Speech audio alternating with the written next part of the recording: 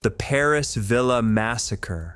In the opulent suburbs of Paris in 1995, where Russian tycoons sought refuge for their wealth, a tragedy unfolded that shocked the world. 5 chilling chapters unravel this grim tale, from the exodus of Russian capital to the west, where timber magnate Evgeny Polovoy settled with his family in Louveciennes, to the horrific night of February 27th, when 6 were murdered in his villa. 16-year-old Aleksei Polovoy confessed to killing his father and loved ones, citing revenge for his father's cruelty, but his motives sparked doubts. The investigation is complicated by missing documents, mysterious break-ins at the house, and clues pointing to possible accomplices. Aleksei suddenly retracts his confession, claiming masked killers forced him to take the blame, while Dmitry Polovoy, Evgeny's brother, launches his own investigation, uncovering secrets of the family empire. Can Paris uncover the truth behind this massacre, or will the shadows of Russia's past conceal it forever?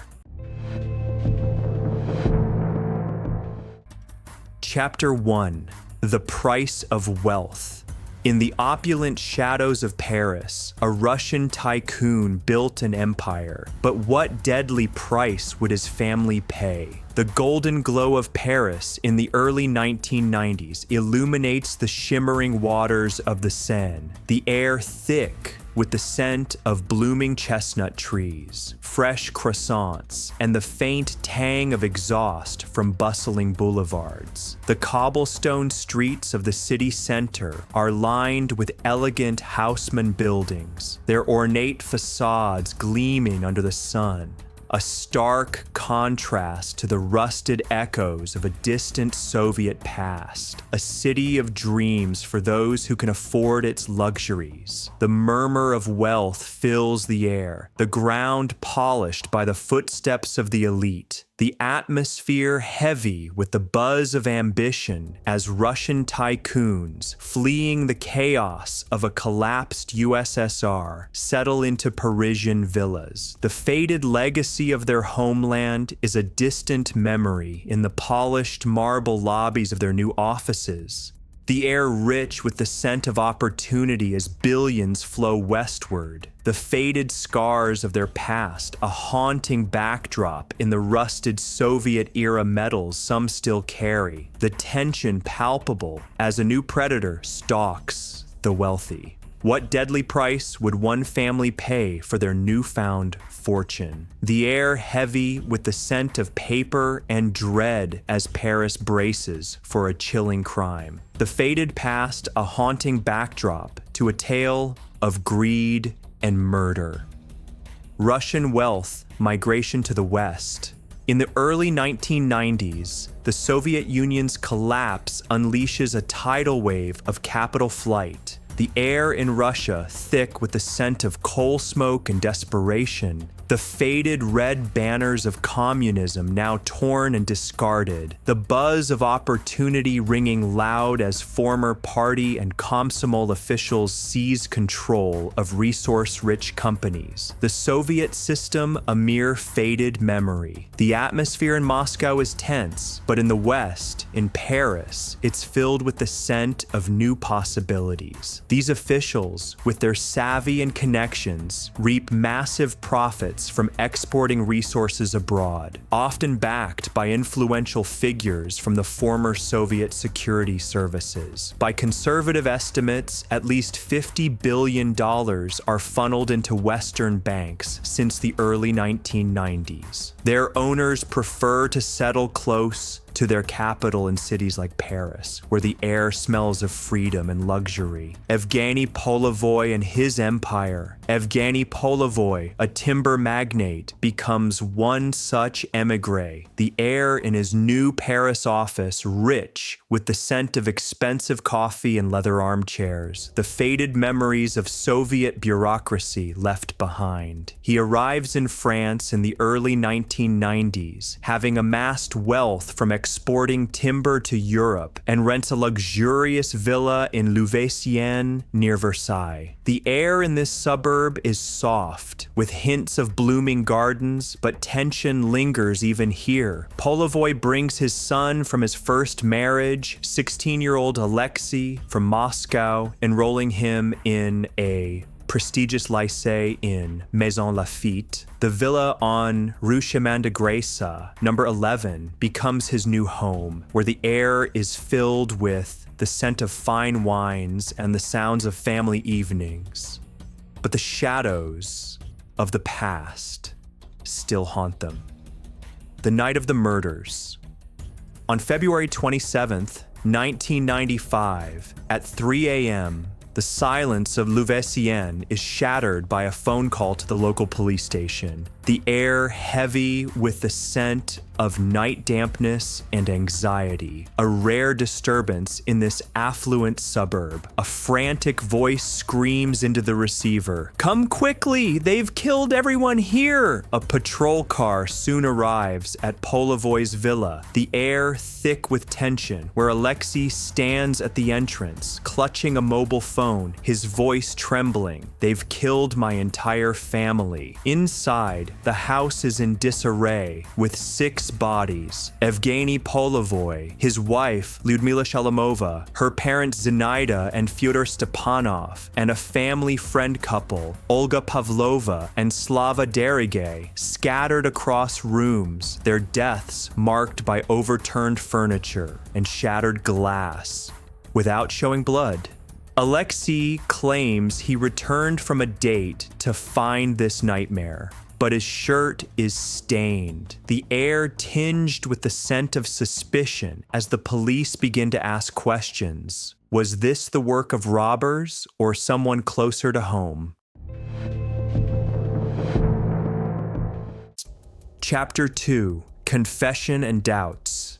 In a luxurious Paris villa, a bloody massacre unfolded, but who lurks behind the killer's mask? The cold light of police flashlights floods the mansion on Rue Chemin de Grace in Louveciennes, a Paris suburb, in the early hours of February 27th, 1995. The air is thick with the scent of dampness, metallic fear, and the faint aroma of fine wine spilled from an overturned glass. Inside the villa, chaos reigns. Furniture is toppled, glass doors shattered, the silence of the night broken by the echo of recent horror. Police officers in blue uniforms step carefully across the marble floor, their movements reverberating in the spacious salon where the bodies of Evgeny Polovoy, his wife Lyudmila Shalamova, her parents, and a family friend couple lie. Death is marked by overturned chairs and broken vases, without blood, but with chilling clarity. On the second floor in the nursery, 2.5-year-old Natasha Polovaya sleeps peacefully, an innocent witness to the tragedy. The air is heavy with tension, and 16-year-old Aleksei Polovoy's voice trembles as he repeats, "They've killed my entire family."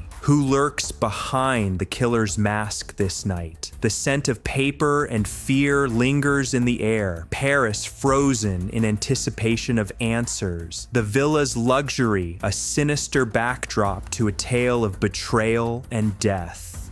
Initial investigation. The officers from the Versailles precinct begin their inspection, the air filled with the scent of paper and tension as they draft the initial report. Aleksei, pale and trembling, in a gray jacket stained with traces of the crime, recounts his version. He returned from a date and found the nightmare. The police noticed the stains on his shirt but initially dismissed them. The entire house bears the mark of tragedy. However, forensic experts arriving soon after detect traces of gunpowder on the boy's hands, the air tinged with the scent of chemicals as they conduct tests. 6 bodies, a small caliber weapon left at the scene, and the upturned house suggests a robbery. But something in Aleksei's demeanor raises suspicion. His voice falters, his answers disjointed, his eyes avoiding the officer's gaze. The atmosphere is heavy with the murmur of doubts as the police take him to the precinct. The scent of stale coffee mixing with the tension of the interrogation. Aleksei's shocking confession. At the Versailles precinct, the interrogation takes an unexpected turn, the air filled with the scent of paper and shock as Aleksei suddenly blurts out, "I killed them all." His words, like thunder, stun the officers, their faces frozen in disbelief. To coldly kill his father and 5 loved ones, something they hadn't seen even in the darkest French thrillers. Aleksei, visibly nervous, explains that his father, Evgeny Polovoy, was unbearable. He drank heavily, beat him, and that evening forbade him from going on a date. The final straw. He describes taking a small caliber rifle from his father's study, shooting through the window into the salon, then finishing off the victims, circling the house via the terrace, breaking glass along the way. His voice shakes, but his eyes are cold, the air heavy with the murmur of the recording device, capturing every word. The officers, despite the evidence, feel an odd unease. Something in his story doesn't add up. First, doubts. Doubts begin to creep into the investigators' minds. The air filled with the scent of uncertainty and paper as they review the details. Aleksei's confession feels too polished, his behavior too contradictory. He speaks of revenge, but could a 16-year-old boy so coldly kill 6 people? The police note the house was ransacked, yet valuables remain. Was this truly a robbery? Natasha, Aleksei's younger sister, sleeps unharmed in the nursery, adding to the mystery. The air hums with questions as they consider the traces of gunpowder on his hands, but his motives seem insufficient for such a massacre. French newspapers already trumpet Russian cruelty, but the officers sense the case is more complex than it appears. Is Aleksei hiding accomplices, or is his confession a lie? Chapter 3: Secrets of the Red Folder. In the luxury of Paris, dark secrets lurk. But what does Polovoy's red folder conceal? The faint glow of streetlights filters through the windows of the Versailles precinct, where, in the early hours of February 28th, 1995, the air is thick with the scent of old paper, coffee, and tension. The walls of the office are coated in faded paint, the wooden desk cluttered with reports, and a quiet hum emanates from a heater in the corner casting shadows on yellowed maps of Paris. Investigators in blue uniforms sift through documents, their faces etched with exhaustion. Aleksei Polovoy, a 16-year-old in a gray jacket, sits in a chair, his hands cuffed, his voice trembling as he repeats his story. The atmosphere is heavy with the murmur of the recording device capturing every word, the scent of morning dampness blending with anxiety. The villa on Rue Chemin de Grasse, where the massacre took place, still looms in their minds. Overturned furniture, shattered glass, 6 dead. But now, new questions arise, and the air grows denser with uncertainty. What does Polovoy's red folder conceal? And who is hunting for it? The scent of paper and fear lingers in the room, Paris holding its breath for answers, the villa's luxury a sinister backdrop to a tale of betrayal and secrets. Mysterious break-ins. The investigation takes an unexpected turn as journalists dig deeper. The air filled with the scent of paper and suspicion when French journalist Catherine Harel uncovers a strange detail. The day after the murders, unknown intruders broke into the Polovoy villa twice, their footsteps echoing through the empty house where the scent of fine wine still lingered. The investigators concealed this fact, attributing the break-ins to journalists seeking photographs. But Catherine senses something is amiss. The air is heavy with the murmur of questions as she learns of a missing red folder, Evgeny Polovoy's critical business documents. Multiple searches of the mansion yield nothing, and the scent of uncertainty grows stronger. If the folder was stolen, why no reports? If Aleksei took it before the police arrived, how does that align with his claim of revenge? Missing documents. The red folder becomes the key to the mystery. The air filled with the scent of paper and intrigue as Catherine presses on with her investigation. Evgeny Polovoy, a timber magnate, kept documents in it that could reveal the darker side of his business. Deals, connections, perhaps even enemies.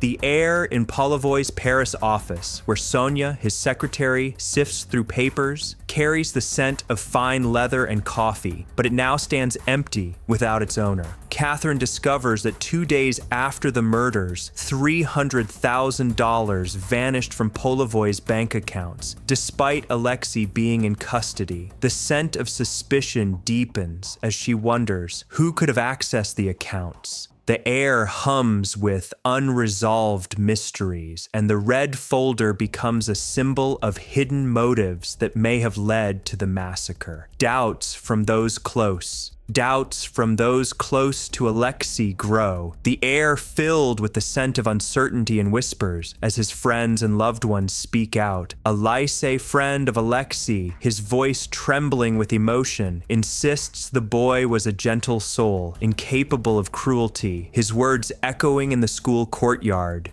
where the scent of autumn leaves mingles with anxiety. Matilda, the nanny of Aleksei's younger sister Natasha, adds that Aleksei loved his father despite their strained relationship, her soft voice resonating in the nursery, where the scent of plush toys contrasts with the tragedy's darkness. Sonia, Evgeny's secretary, firmly states that Aleksei couldn't be a murderer, her words reverberating in the now empty office, where the scent of paper recalls past grandeur.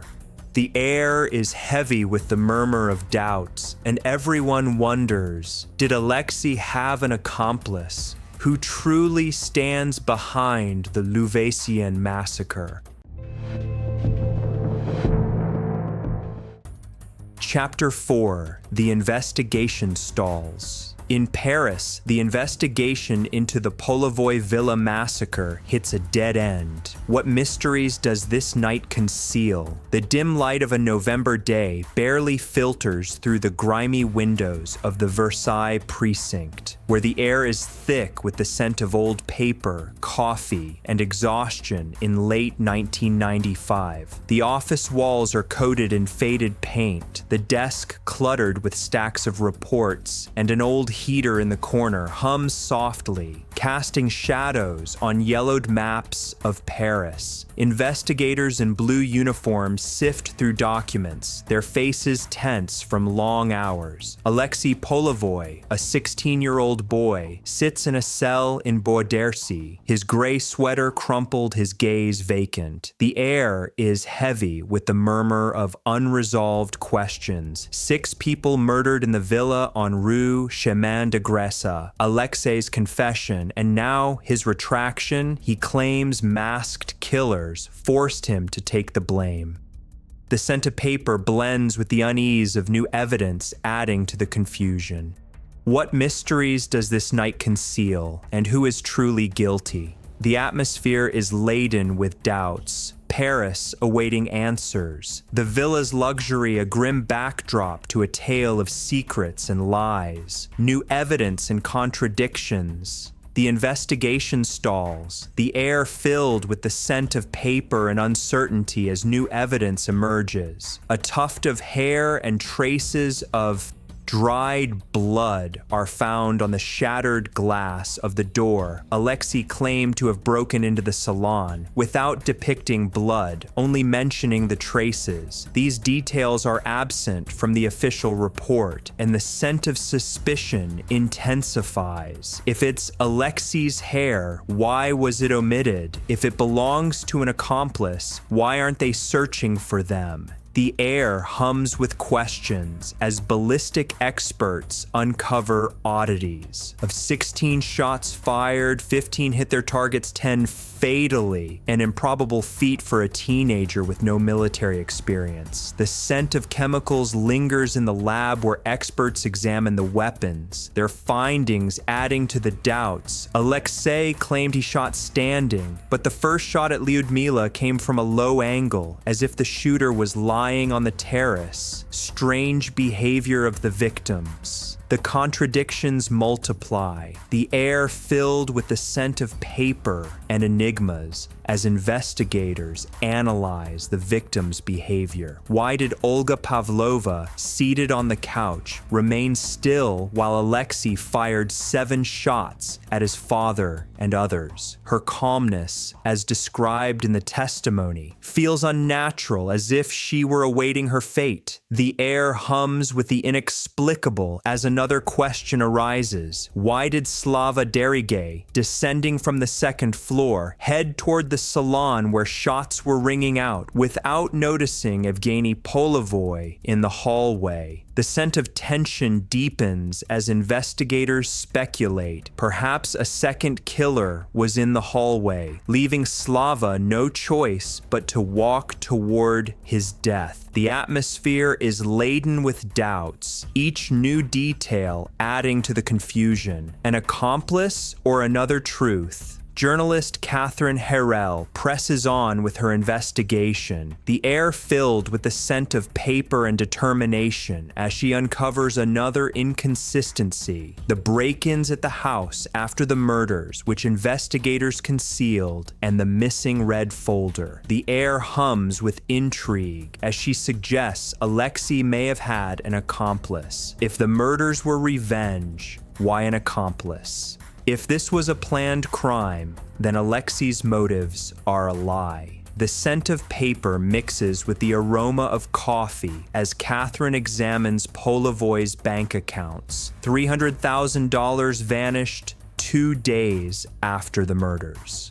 Despite Aleksei being in custody, the air is heavy with questions as she ponders. Who could have taken the money and the folder? The scent of tension grows, and lawyer William Borden, reviewing the forensic reports, declares that the case is riddled with gaps. Was the massacre the work of a lone teenager, or is someone else pulling the strings?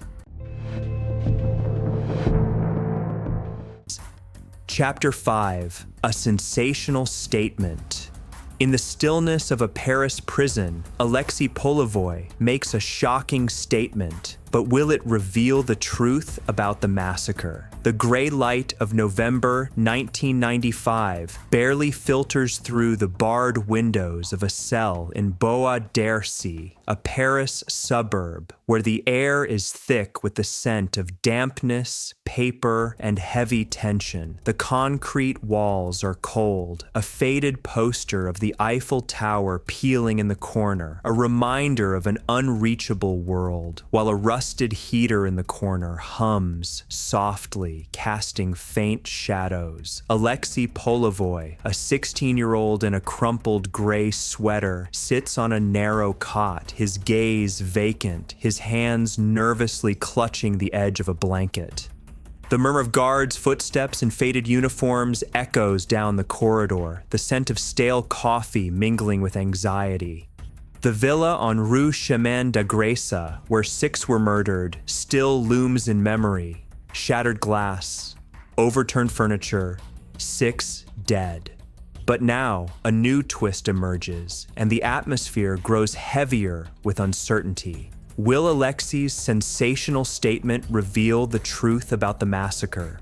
The scent of paper and fear lingers in the air, Paris awaiting resolution, the villa's luxury a grim backdrop to a tale of lies and secrets. Aleksei's new confession, A turning point unfolds in the Boadersi cell, the air filled with the scent of paper and shock as Aleksei makes a sensational statement. His voice trembles, but his words are clear. "I didn't kill anyone." The atmosphere is heavy with the murmur of astonishment as he shares a new version. On the evening of February 26th, masked men in black, speaking Russian, stormed the house. They killed everyone and forced him, under threat of harming his remaining loved ones, to take the blame. The scent of tension deepens as guards relay this to investigators, the murmur of footsteps echoing down the corridor where the scent of dampness blends with unease. Aleksei describes how the masks concealed the killers' faces, their voices cold and sharp, like orders from a past he tried to forget. The air is laden with doubts, and the investigators at the Versailles precinct, sifting through yellowed reports, realize the case has become even more tangled. The investigation's reaction. The investigators react with skepticism, the air filled with the scent of paper and disbelief as they review the statements. Aleksei's initial confession, his fingerprints on the weapons, and gunpowder traces on his hands all pointed to his guilt. But now, in light of this new version, the scent of uncertainty grows stronger. The air hums with questions. Why did he stay silent earlier? Who are these masked men?